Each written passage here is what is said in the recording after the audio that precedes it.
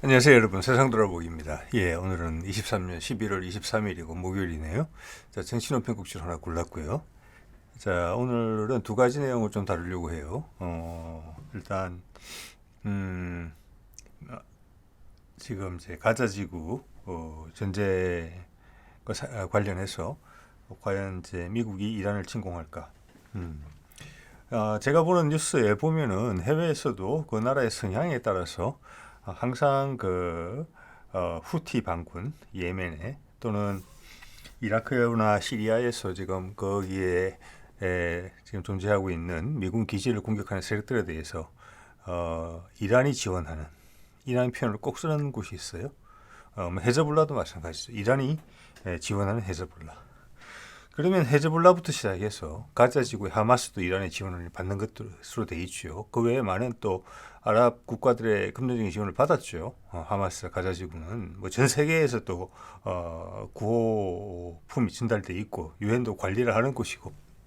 근데 콕 집어서 계속 이란이 지원하는 이런 표현을 쓰고 있어요. 그럼 헤즈볼라도 그들이 지금 국경 분쟁이 있는 이스라엘 북부 지역을 이란의 지시로 움직이고 있느냐, 이란이 지원하고 있는 이런 표현을 계속 쓴다는 것은 그 뒤에 이란이 도사리고 있다는 걸 뜻하고 그들의 의도대로 움직인다. 헤즈볼라나 하마스가 이런 뜻이거든요. 시리아나 이라크에 있는 그 군사 세력들도 후티도 정말 그렇느냐 그러면 그런 문제도 좀 이야기해 볼까 하고, 두 번째는 러시아하고 젤렌스키하고 협상을 할 수 있을까? 우크라이나전은 이제 거의 이제 일단락이 돼가는 분위기인데 전투라는 면에서는 뭐 새로운 시작이 있을 수 있을지는 모르겠으나 지금의 전황은 그렇습니다. 그런데 러시아가 젤렌스키와 협상을 하겠느냐? 아니다. 뭐 이런 이야기를 좀 해볼까 해요. 자, 오늘 이야기는 뭐 여러 지금 이야기 전문가들의 나름의 전문가들의 이야기를 제가 판단할 때의 전문가입니다. 뭐 전문가라고 항상 맞는 건 당연히 아니니까요.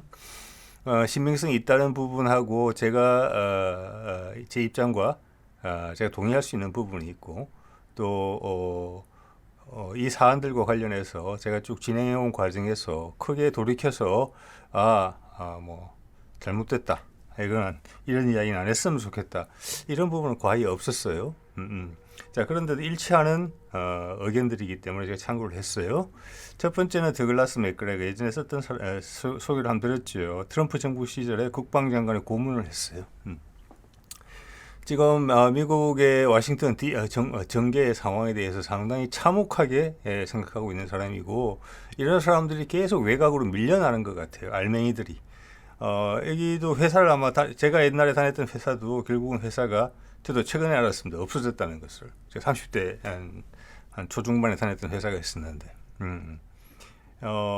회사가 망가질 때 보면은 좋은 인력들부터 해서 탈출을 하죠.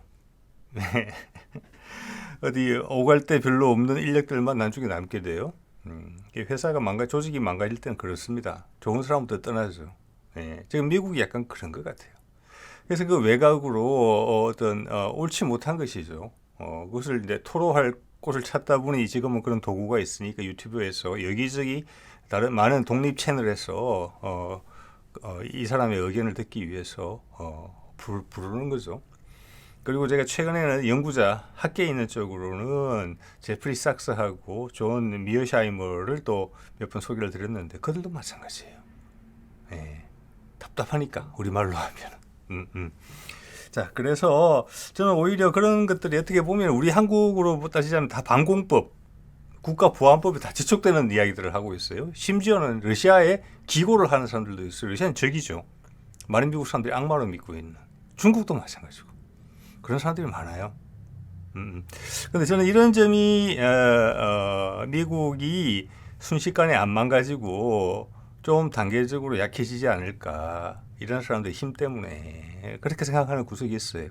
그러니까 이 사람은 전문가입니다. 군사 전문가고 의견은 상당히 들을만합니다. 그 다음 이 사람도 전문가죠. 스칼 리터라는 사람인데, 이 사람 예전에 유튜브 채널이 있었는데 유튜브에서 구글에서 없애버렸죠. 그래서 지금은 인터뷰 1호만 여기저기서 나오고 있는데, 이 사람 백그라운드를 위키피디아에 찾아보면 이게 어떻게 되냐?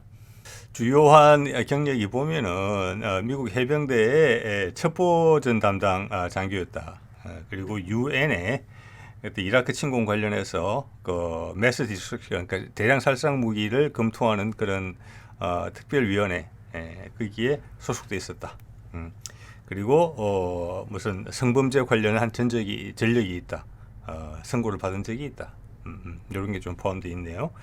자, 이 사람이 이제 군을 떠나게 된 계기가 보면은 유엔의 일원으로서 그 대량 살상 무기가 있는지를 확인하는 과정에서 그 직을 버리고 나옵니다. 거기에 대한 저항의 어떤 표시로. 이제 그 말은 마음에 안 들었다는 거죠. 뭐 결국 그 대량 살상 무기는 없었죠, 이라크에. 그래서 그 다음부터는 미국의 이라크 전쟁이나 미국의 중동 정책에 대해서 비판적인 시각을 유지한 사람이 됐다. 예. 그 다음 RT나 스푸트니크, 즉 러시아계 언론에다가 기고를 많이 하는 것이다. 예. 우리말로 하면 간첩이에요. 국가보안법 위반이에요. 그렇지만은 잘 살고 있습니다. 예. 자, 이런 것들을 보면서 우리가 좀 어떤 느낌을 가질 수가 있어요. 이렇기 때문에 이게 미국이 저력이라고 저는 생각하는 부분이에요. 이런 사람들을 벽안시해서 적과 동일시하거나 쫓아가서 해코지를 한다거나 이런 것은 전혀 없는 것은 아니지만 미국도 지금 우크라이나에서도 미국 시민권자죠. 소설가이기도 하고 언론이기도 한 사람이 그 현장에 가서 우크라이나 전장의 상황을 있는 그대로 알렸기 때문에 그 덕분에 지금 우크라이나 감옥에 가 있어요. 꽤 시간이 지난 것 같은데 이름이 뭐더라? 곤잘로 리라라는 사람입니다. 제가 이 편집할 땐 사진을 하나 올려놓도록 하겠습니다. 미국 정부에서는 전혀 신경을 안 써주고 있죠. 예. 자, 그런 면에서 보면은 지난번에 왜 한국에서 이렇게 사고 쳤다가 미국으로 소환되기로 돼 있던 한국에서 이제 감옥 생활도 좀 했죠. 그 흑인 병사 있었죠. 그런데 탈출해가지고 판문점을 통해서 북한으로 넘어간 친구 있지 않습니까? 예. 그런 친구에 대해서 미국이 외교적 노력을 기울여서 북한이 있는 사실 그대로만 발표했죠. 그 친구가 그런 환경에서 여건에서 나는 뭐라고 할까 북한으로 넘어간 이유가 인종차별적 대우를 받았기 때문에 그렇다. 예. 그 정도 발표를 하고 깔끔하게 추방했죠. 미국으로 갔잖아요. 자, 그런 걸 보면은 제가 좀 전에 말씀드린 우크라이나에 지금 억류되어 있는 미국 시민권자, 미국 외교부에서 전혀 신경 안 쓰고 있죠. 정치적 의도가 뒤에 다분히 숨어 있다는 겁니다. 그럴 때는 그런 미국 시민은 우리 북한으로 도망갔던 그 흑인 병사보다 대접을 못 받고 있는 거예요. 자, 그것은 흑인 병사가 북으로 도망갔다가 다시 미국으로 송환되는 과정에서 분위기가 괜찮았다. 북한과 미국 사이에. 저는 일단 그렇게 이해가 됩니다. 예, 제가 좀 전에 말씀드린 건을 바탕으로 했을 때. 자, 이런 부분이 있고 내용으로 들어가 보면 미국이 과연 이란을 공격할 수 있을까? 지금 이런 세력이 있죠. 미국 내에서. 예, 있고 뭐 전반적으로는 저도 예전에 몇 번 말씀드렸습니다만은 지금 미국이 이란을 공격할 여건이 안 된다. 그 비근한 예가 과거 이라크 침공을 할 때는 미국이 이라크를 침공하기 위해서 주변 아랍 국가들의 모든 지원을 받을 수 있었어요. 지금은 전혀 아니죠. 오히려 반대죠. 아마 이란을 공격하면 같이 들고 일어날지 몰라요. 이스라엘 때문에 공격하는 거니까. 그리고 최근에 제가 이런 기사를 본 적이 있습니다. 제가 자료를 찾지까지는 않았는데 시간이 너무 많이 걸릴 것 같아가지고 미국이 이번에 우크라이나를 지원하면서 보니까 포탄이 많이 부족하잖아요. 지금 전쟁이 한 2년 가까이 돼가니까. 그래서 우리한테 30만 발을 사가지고 갔죠. 내부에 문제가 있었죠. 도청 문제까지도 나오고. 처음에 한 10만 발 이야기했는데 결국 30만 발 사갔어요. 그러면 과연 여러분 미국이 1년에 생산할 수 있는 그 155mm 포탄이잖아요. 155mm 포탄의 수량이 얼마나 될까요? 지난 30년간 평화 시절이 계속 지속됐어요. 그래서 우크라이나전을 통해서 유럽에 있는 주요 국가들의 지금 국방 수준이 현격히 취약해져 있다. 우리한테 비할 바가 아니다. 그리고 그 업계가 거의 다 죽었다. 그죠? 지금 그들이 전쟁에 본격 관여하는 전시 경제 체계는 아니거든요. 예. 그래서 지금 갑자기 탱크를 더 많이 생산하고 포탄을 더 많이 생산하려고 하니까 인프라가 못 따라오는 거예요. 수년간이 걸려야 돼요. 그렇지, 수년이 걸려도 안 돼요. 왜냐? 이 전쟁 끝나면 다시 다 놀려야 되니까. 그래서 지금 우크라이나전에 필요한 물량을 다 갖다 대기 위해서는 서방권 더하기 미국, 유럽 국가 더하기 미국이죠. 전시 경제 체계를 선포해야 될 입장이에요. 근데 그들이 전쟁을 하고 있는 건 아니잖아요. 거기에 어려움이 일단 있는 거예요. 우크라이나전에서.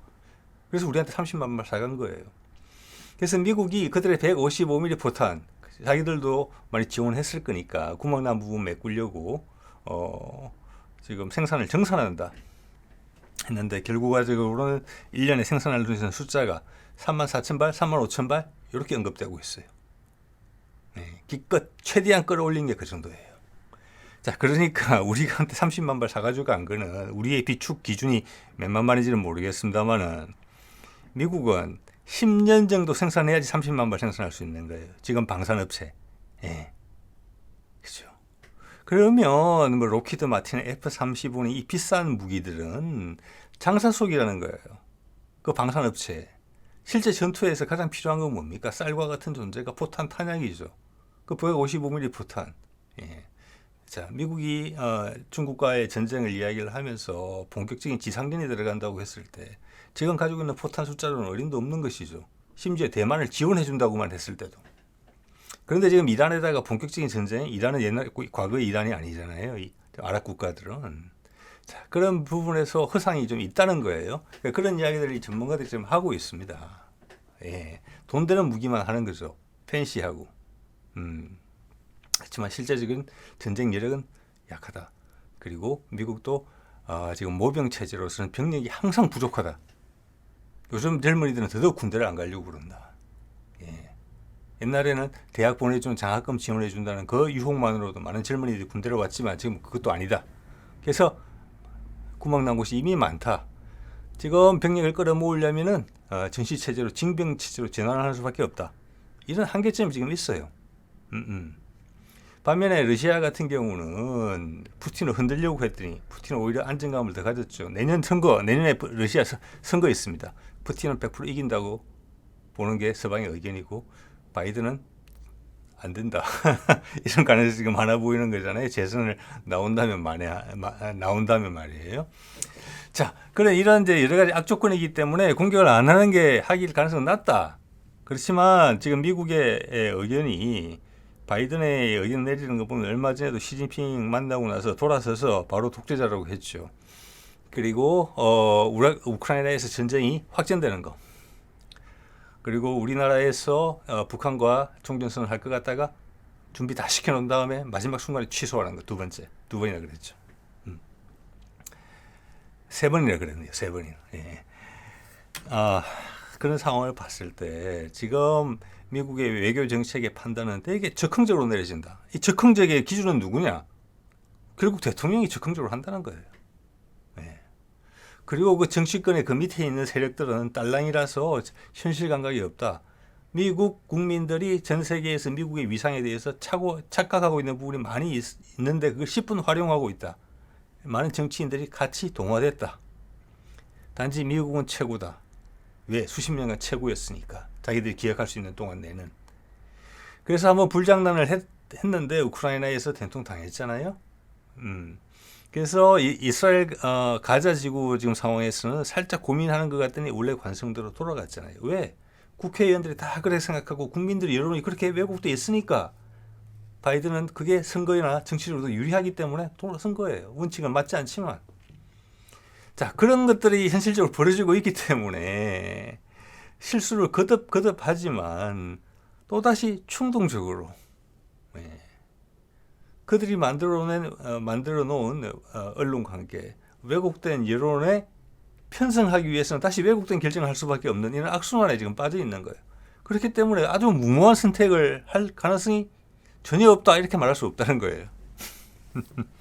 자, 일단 전쟁을 다시 시작을 하게 된다면, 왜냐하면 이란과 사우디가 가깝게 진 것은 바이든의 완전히 패착이죠.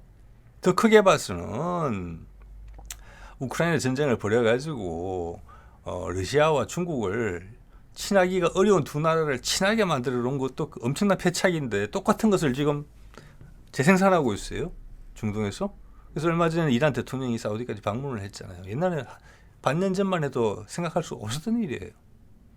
자, 이래 보면은 이란을 공격할까? 근데 이란을 보면은 저도 동감이 되거든요. 그래서 아마 이 사람들 의견을 제가 오늘 사용하기로 한 것 같습니다. 지금 이집트 그 외에 북아프리카에 있는 나라들, 터키 같은 경우는 엄청난 시위가 벌어지고 있잖아요. 이스라엘에 대한 적대감이 엄청나게 높습니다. 근데 의외로 그들 모든 헤즈볼라나 하마스의 뒤에 존재한다는 이란은 의외로 이란의 대중들은 이스라엘에 대해서 큰 유감이 없어요. 예, 신기하죠?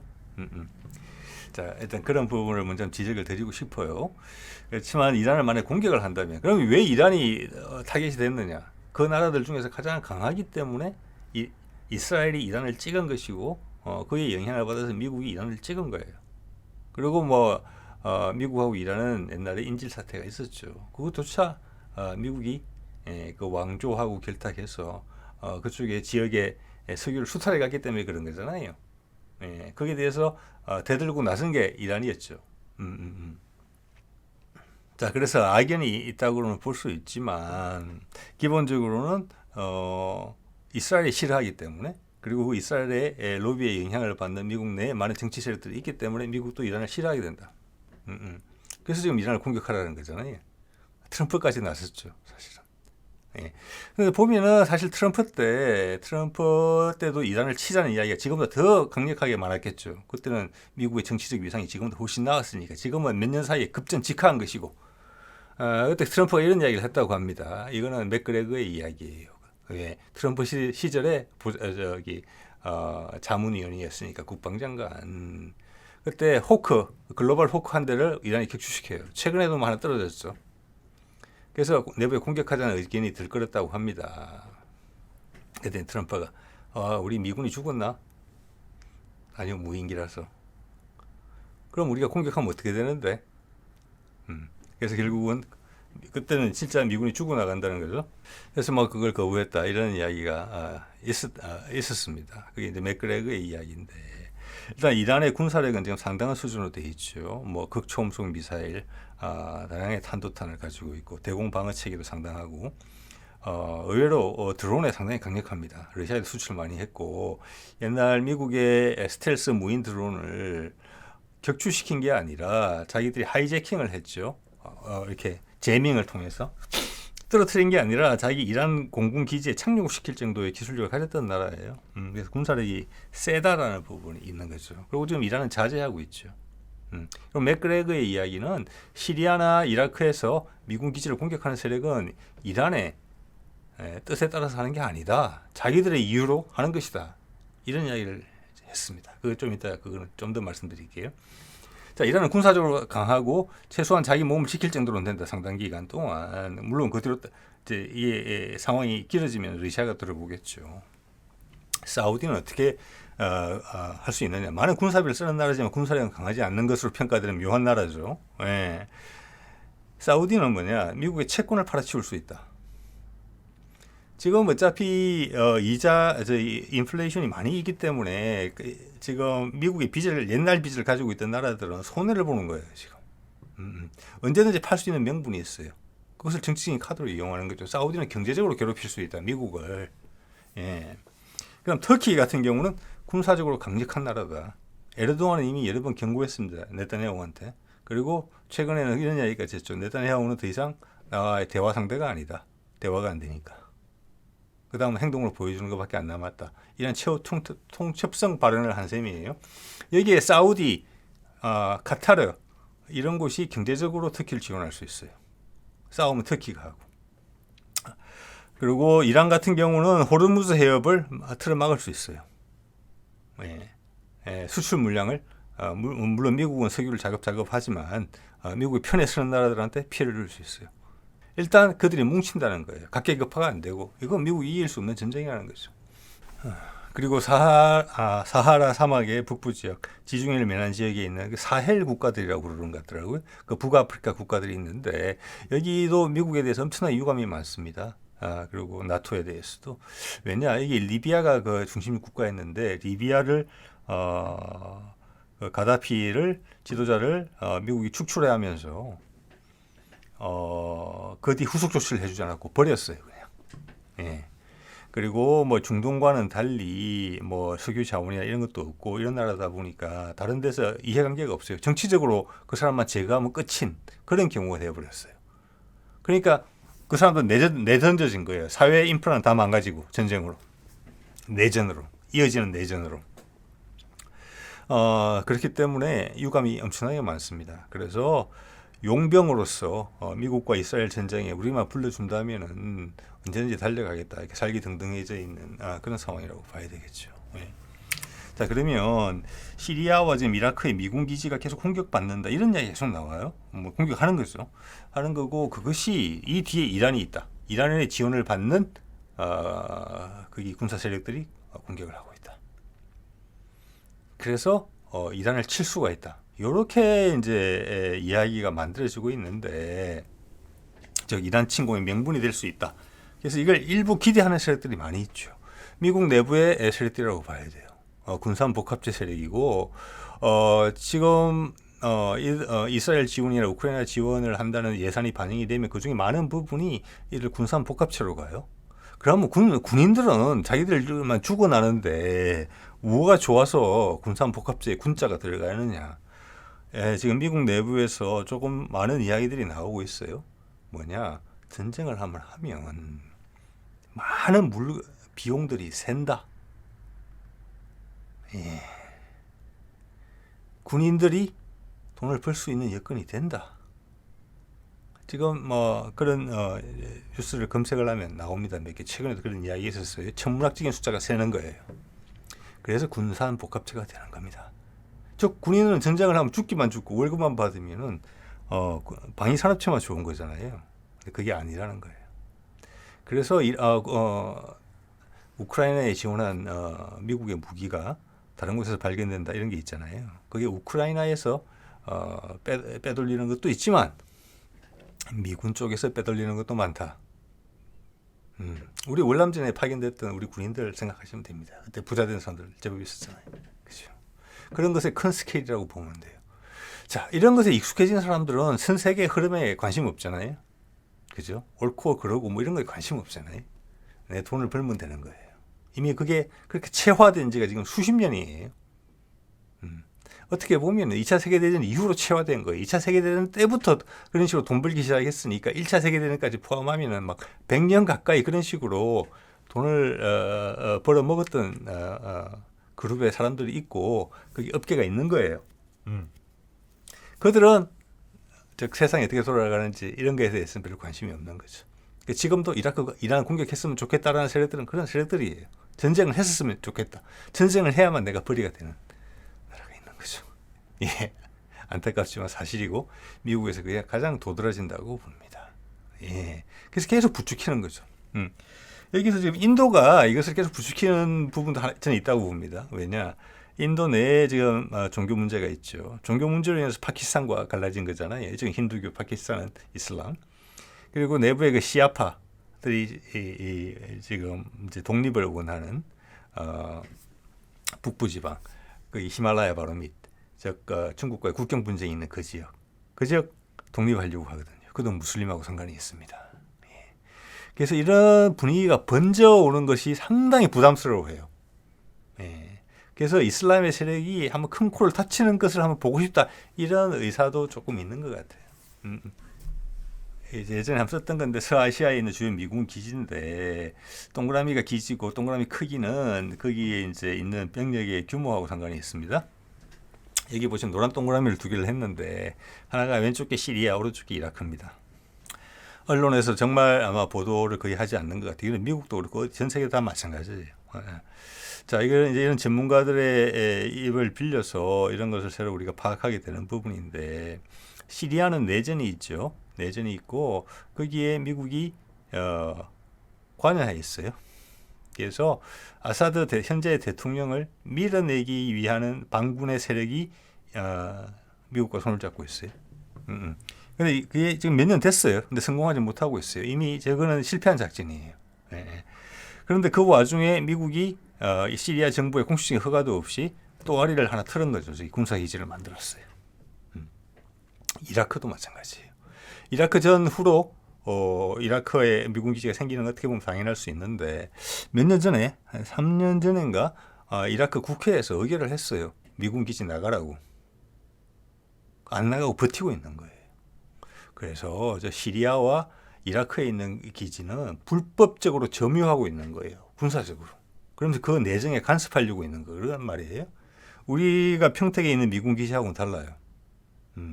즉 우리 평택 기지로 따지자면 이런 이야기예요. 주한 미군으로 따지자면 우리가 국회에서 미군 나가라 요구한 요구 서한을 보낸 거예요.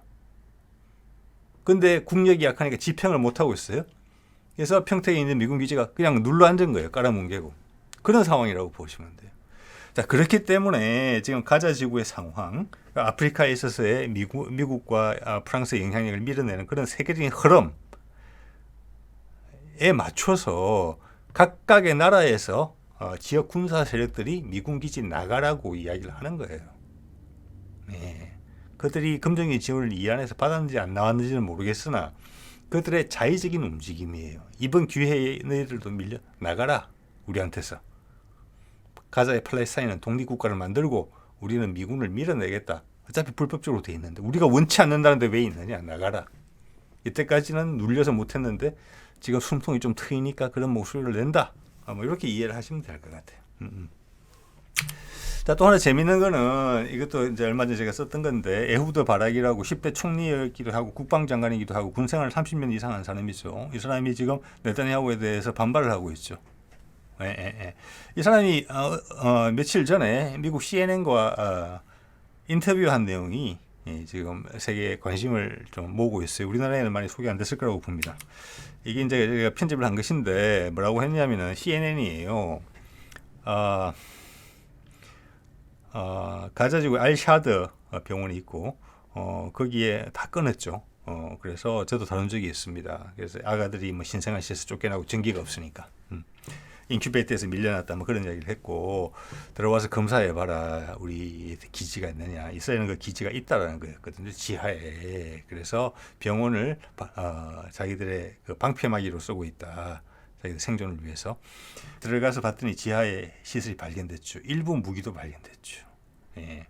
그렇지만 그걸 가지고 왜냐하면은 지금 게릴라전을 하고 있기 때문에 특성상 여러 군데 다양한 아지트를 만들었을 거라고 봐요. 그렇지만 일단 지하 기지가 발견됐다. 거기서 일부 무기가 발견됐다. 이런 것들은 컸어요. 예, 그 자체로서 이스라엘 입장에서는 지금 세계적인 여론전에서 불리하잖아요. 죄송합니다. 이스라엘이. 근데 그걸 뒤엎는 발언을 한 거예요. 이 사람이. 뭐라고 그랬느냐. 거기 병원 밑에 지하시설 기지가 있다는 것은 알려진 지 여러 해 됐다. 1980 몇 년도에 건설된 것 같아요. 예, 제가 틀릴 수 있습니다. 제 기억으로는 그래요. 그 밑에 벙커도 있다. 군사시설 그때부터 있었다는 거예요. 그런데 그 군사시설 누가 만들었느냐. 이스라엘이 만들었다는 거예요. 당시 이스라엘이 가자지구를 강제적으로 점거하고 있을 때. 네. 재밌죠. 그때도 그걸 병원으로 만든 거예요. 병원으로 만들고 그때는 이스라엘이 그걸 오래 쓸 거라고 생각했을 거 아니에요. 그리고 그 밑에 지하 벙커를 만들었다. 그것은 이스라엘이 그런 의도를 갖고 있었다는 거예요. 그것을 하마스가 일부 빌렸었는지 모르겠다. 그런 이야기를 한 거예요, 지금. 그래서 이스라엘의 주장을 반박하게 돼서 좀 이제 혼란스러운 일이 있었던 부분이 있었죠. 자, 이제 우크라이나 이야기를 좀 해보면 이게 지금 내셔널 인트레스트죠. 여기에 이런 기사가 났어요. 하루 이틀 전에 났네요. 이 제목이 조금 이게 상징적으로 적어놔서 제가 번역이 좀 어설픈데 대충 이런 느낌입니다. 우크라이나 전쟁이 막다른 길에 들어섰다. 근데 그렇게 막다르다라고 말만 한다면 고통은 길어질 것. 이 말은 상당히 의미가 있어요. 막다른 길에 들어섰다. 이것이 누가 막다른 길에 들어섰느냐. 지금 현재 전쟁은 표면적으로는 언론에서 표현되기로는 우크라이나와 러시아의 전쟁인데 어이구 이제 큰일 났네. 우크라이나군. 여기 우크라이나전의 패배라는 이야기는 쓰지 않았어요. 여기서. 러시아 뭐라고 했느냐. 대신에 이런 표현을 써요. 우크라이나 군이 몰락했다. 졌다는 거죠. 즉, 이 얘기는 미국이 발을 많이 담그고 있다는 거예요. 제3자적인 관점에서 냉정하게 표현을 못하고 있어요. 이 말은, 그래서 그런 말만 하지 말고 이제 미국 너그가 나서서 대화에 참여해라. 그래야지 아주 출구가 보인다. 이런 취지의 글이에요. 자, 여기 보면 한국 전쟁 이야기가 나와요. 그래서 이제 관심이 가는데, 한국 전쟁 때도 전쟁을 하면서 휴전 협상을 했다 이거예요. 근데 그걸 참고해라. 그러면서 동시에, 그렇지만 우리는 한국 전쟁과는 다르다. 그 당시 한국은 의사결정권이 없었고, 미군이 뭐 역할의 대부분을 차지하고 있었고, 저쪽은 중국과 소련군이었는데, 각자 그들도 전쟁을 휴전을 할 명분들이 있었다. 스탈린이 죽은 것도 있었고, 일단 북한을 지켜냈다는 부분이 있고, 어떻게 보면은 미국이 그들이 원하는 원래의 계획을 성취하지 못했다라고 볼 수 있어요. 제가 보기에 미국이 한국 전쟁에 관여한 가장 큰 이유는 지금 우크라이나 전과 상당히 비슷해요. 누가 먼저 공격을 했느냐 이런 것도 있지만, 지금 뭐 어떻게 보면 우크라이나 전쟁은 미국의 프락치 전쟁이다. 이런 거잖아요. 미국이 유도를 한 것이다. 이런 게 우리 한국전을 설명하는데 유사할지 몰라요. 그래서 푸틴을 혼내주려고, 러시아를 약하게 만들려고 미국이 그랬다는 것인데, 우리 한국 전쟁 때는 남북한을 하나로 미국의 입장에서 통일시키려고 했던 그런 부분이 아닌가, 이런 생각을 저는 하고 있어요. 자, 그런데 지금 이 전쟁은 한국 전쟁 때만 해도 남북한의 당사자 간의 의사결정권이 상당히 제한적이었는데, 지금 러시아 우크라이나 전쟁은 그렇지도 않다. 러시아가 강대국이다. 예. 그래서 이 전쟁은 오히려 한국 전쟁과 비슷한 게 아니고 베트남 전쟁과 비슷하다, 이런 이야기예요. 자, 그때 베트남 전쟁 때 사실은 이제 베트남에서 전쟁을 하는 와중에 파리에서는 베트남과 프랑스가 중재를 했겠죠. 파리에서 한 거 보면 베트남과 미국이 협상을 계속하면서 전쟁이 벌어졌죠. 그래서 그 협상을 했고, 그 협상의 결과를 남베트남군한테 통보했죠. 남베트남군은 거기에 대해서 강력하게 저항했지만 결국 미국은 힘을 빼버린 거잖아요. 그게 무너진 거잖아요. 예. 그것과 오히려 유사하다. 예, 저는 그 말에 동의는 됩니다. 한국 전쟁이라기보다는 이건 베트남 전쟁이다. 똑같이 미국이 관여했다는 입장에서는. 그래서 이 지금 저자는 이야기를 하고 있는 겁니다. 지금 계속 이야기를 나눠라. 그래야지 이게 결말이 난다. 안 그러면 길어진다. 길어지면은 우리한테 유리한 것보다는 우리의 오명이 더 해갈 가능성이 많다. 이런 이야기를 하는데, 제가 지금 바이든의 행동과 반응을 봤을 때는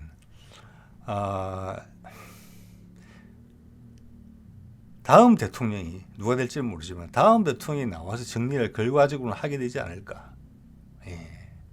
그가 결정을 내린 패턴들을 봤을 때 이 정도 상황에서 발을 뺄 가능성은 상당히 낮아 보인다. 제가 봤을 때는.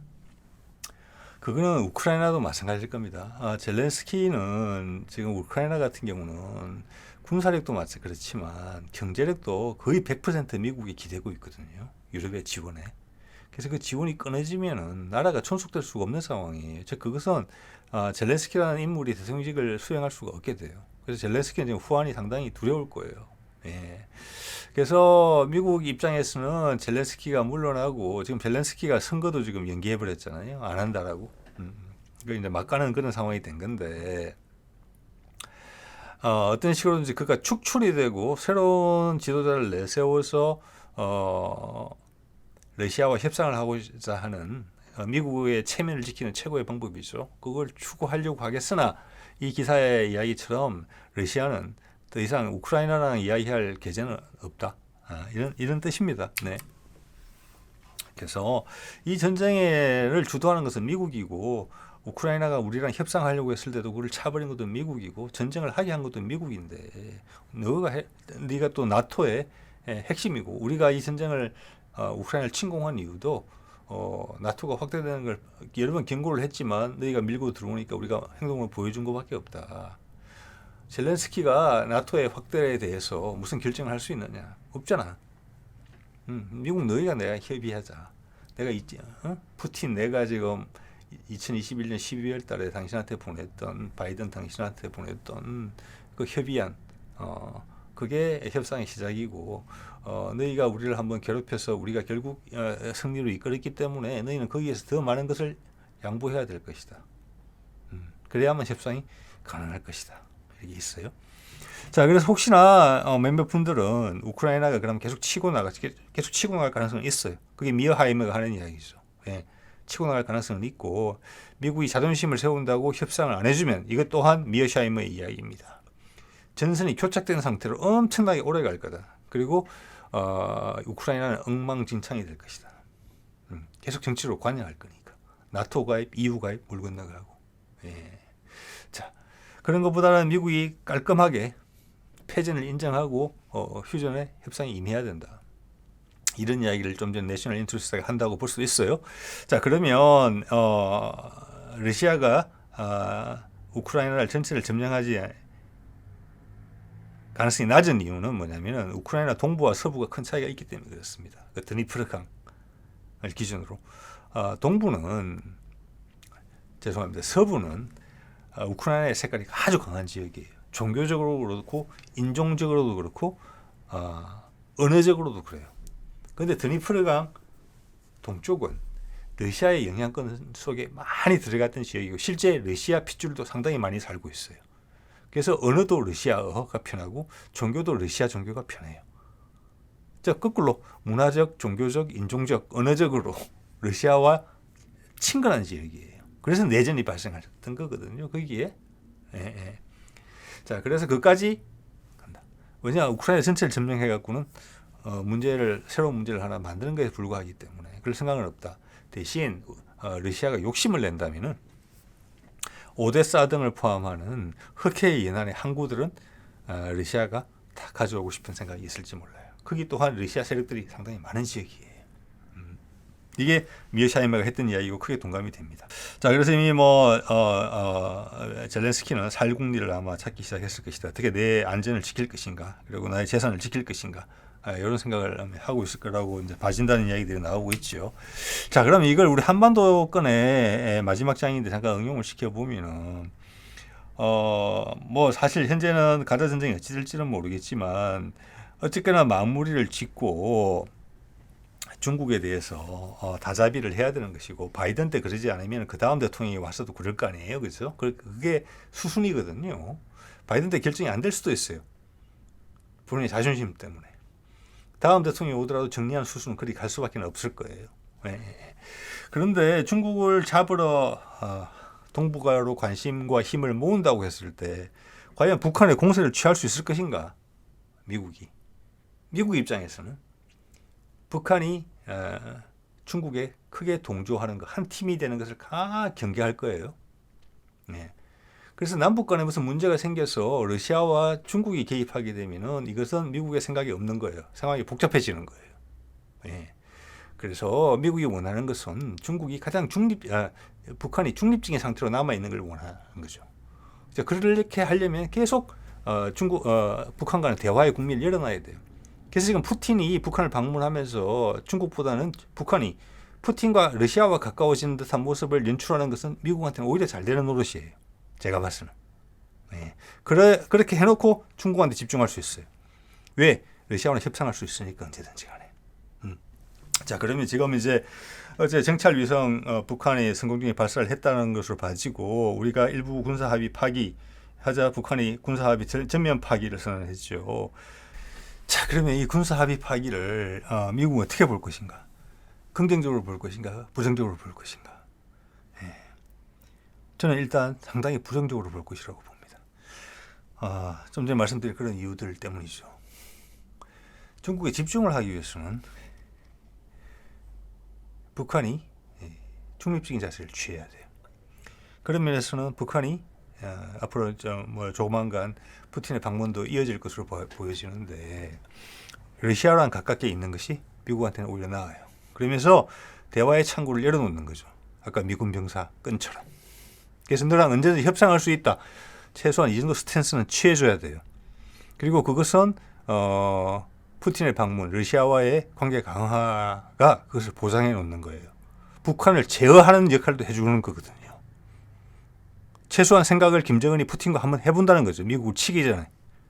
그것은 저는 미국이 환영할 일이라고 보거든요. 그래서 이 상황에서 상당히 우리의 단독 결정이다. 한반도 군사적 긴장이 강화될 수 있다. 자, 한미일 군사 동맹 강화, 군사 협력 체계 강화는 미국의 입장에서 봐서는 만약에 중국과 군사적인 충돌이 있을 때 거기에 대한 연합 세력이라는 개념이 있거든요. 아까 말씀드렸죠. 1년에 3만 5천 발밖에 생산 못하잖아요. 155mm 탄을 미국 혼자서 중국을 상대하기 버겁다는 거예요. 예, 중국의 산업 생산력은 무서워요. 지금 러시아도 이미 온 서방, 미국을 포함한 온 서방이 생산할 수 있는 것보다 더 많은 숫자의 탱크와 무기를 직접 생산에 대해서 군사력이 강화되고 있잖아요. 미국과 서방은 아까 말씀드린 것처럼 일단 쓰고 나니까 지금 재충전이 안 되잖아요. 그러면서 한국과 일본의 역할이 뭐겠습니까? 미국이 왜 우리를 엮으려고 하겠습니까? 자, 대신 우리 한국에 있는 남한 정부는 이것을 어떻게 활용하려고 해요? 이 타깃은 미국의 입장에서는 중국이에요. 근데 우리가 그걸 해석하는 입장에서는 북한에 대한 대응책이라고 해석을 해요. 크게 활용하고 여론을 그쪽으로 끌고 가려고 하죠. 자, 그래서 지금 저쪽이 마무리가 되고 이쪽으로 너무 동북아로 다시 세상의 이목이 집중될 때 남한과 미국 사이에 약간 파열음이 있을 수 있다. 그 전초가 지금 초기 이 신호가 발생했다. 이렇게 해석할 수 있는 여지도 있어요. 예. 자, 이것도 좀 지켜봐야 될 부분이겠죠. 자, 오늘 이 정도로 하겠습니다.